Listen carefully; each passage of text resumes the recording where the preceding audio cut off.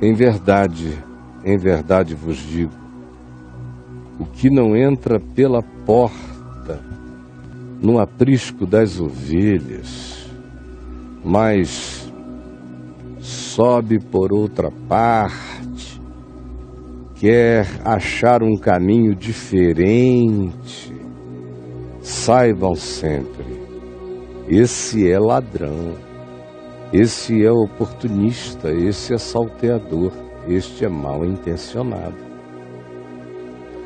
Aquele, porém, que entra pela porta, esse é o pastor das ovelhas. Para este, o porteiro abre. As ovelhas ouvem a sua voz. Ele chama pelo nome, pessoalmente, individualmente as suas próprias ovelhas e as conduz para fora, para a liberdade, para seguirem. Ele é a liberdade, Ele é o caminho, a verdade e a vida. E depois de fazer sair todas as que lhe pertencem, vai adiante delas, guiando-as, e elas o seguem, porque sabem que Ele é Ele, lhe reconhecem a voz, assumem o pertencimento delas para com Ele. Mas de modo algum, quem é ovelha mesmo deste pastor, de modo algum, nenhuma dessas ovelhas seguirá o estranho, o que entra pela dissimulação e não pela porta explícita do Evangelho. Sim, de modo nenhum seguirão o estranho, antes fugirão dele,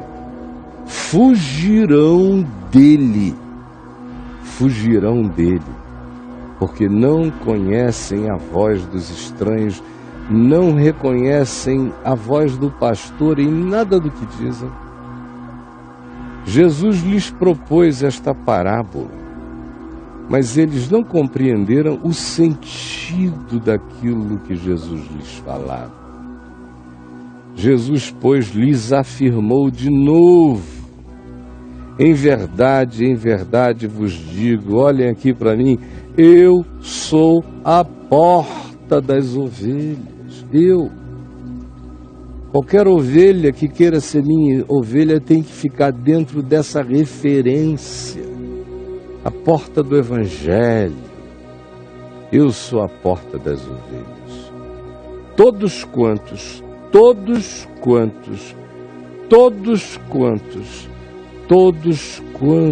vieram antes de mim são ladrões e salteadores. Todos quantos vieram antes de mim são ladrões e salteadores. Todos os que disseram em algum momento, de algum modo, sigam-me, eu sou a porta, são ladrões e salteadores. Mas as verdadeiras ovelhas não lhes deram nem lhes dão ouvido. Eu sou a porta. Se alguém entrar por mim, crer, se agasalhar, descansar nesta palavra, esse será salvo e terá toda a liberdade de ser. Entrará, sairá, descobrirá que não existe nem dentro nem fora, desde que se esteja na porta, se encontrará pastagem em todas as direções. O ladrão, esse que dissimula, esse que se oferece como porta, esse que imita a voz, mas não lhe revela e não revela a ninguém o verdadeiro conteúdo do que o pastor verdadeiro diz.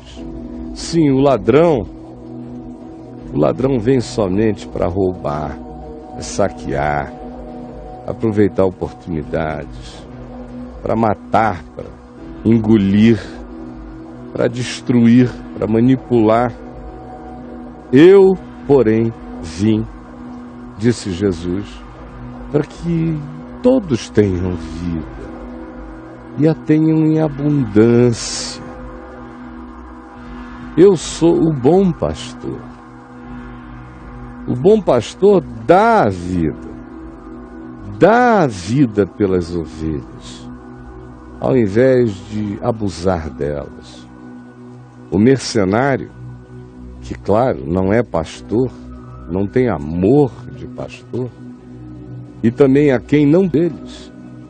O mercenário vive de interesses, vive e está ali por causa do dinheiro. Quando ele vê vir o lobo, a ameaça, se ele achar que é um risco para ele, ele abandona tudo e foge. Então o lobo vem, as arrebata, as dispersa, as destrói rapidamente. O mercenário foge, porque é mercenário, porque o negócio dele é grana, é poder, é posição. Ele mesmo não tem nenhum cuidado, nenhum amor pelas ovelhas. Eu sou o bom pastor, disse Jesus. Conheço as minhas ovelhas e elas me conhecem a mim. Por isso elas não são enganadas. Assim como o Pai me conhece a mim, e eu conheço o Pai e dou a minha vida pelas ovelhas, também as minhas ovelhas me conhecem a mim. E não se enganam na direção. Eu ainda tenho outras ovelhas, não aqui deste aprisco imediato, desse momento histórico, e entre os judeus apenas, eu ainda tenho outras ovelhas, fora daqui, no mundo inteiro, em todas as gerações, e a mim me convém conduzi-las pela história. Elas ouvirão a minha voz em qualquer lugar do mundo. E então, entenderão, discernirão, ouvirão, crerão, e por isto haverá um rebanho e um pastor. Um rebanho espalhado pela terra que só eu, o bom pastor, conheço. E por isto é que o Pai me ama. Porque eu dou a minha vida para reassumir.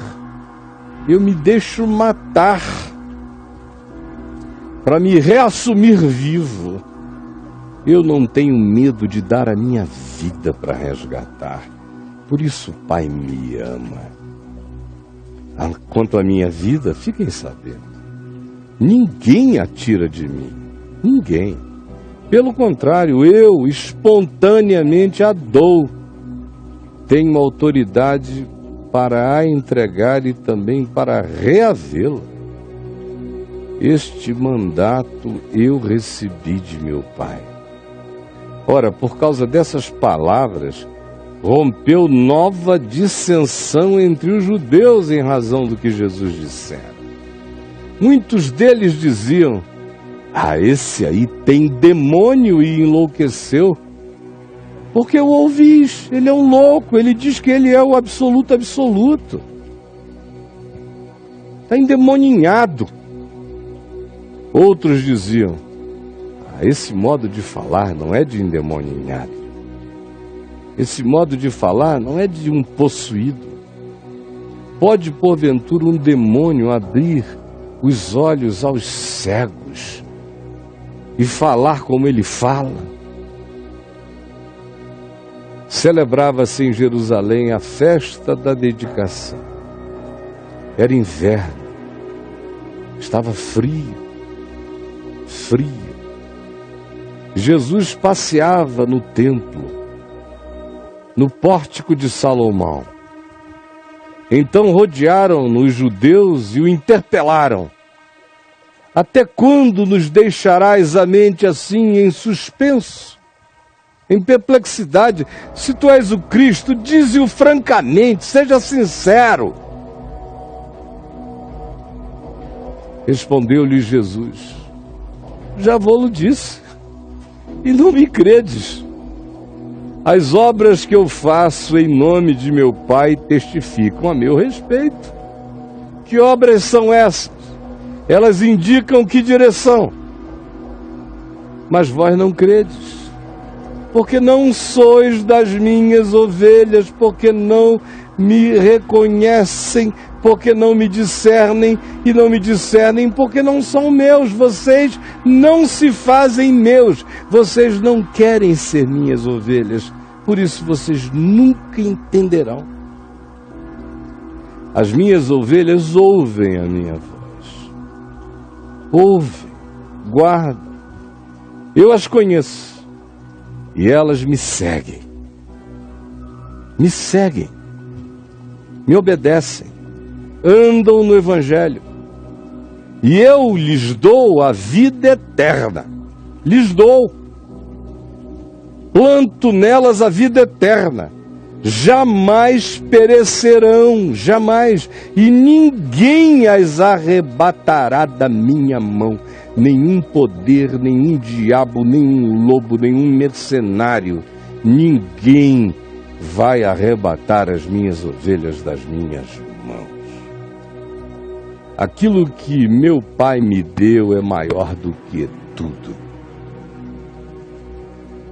E da mão do Pai ninguém pode arrebatar. Eu e o Pai somos um.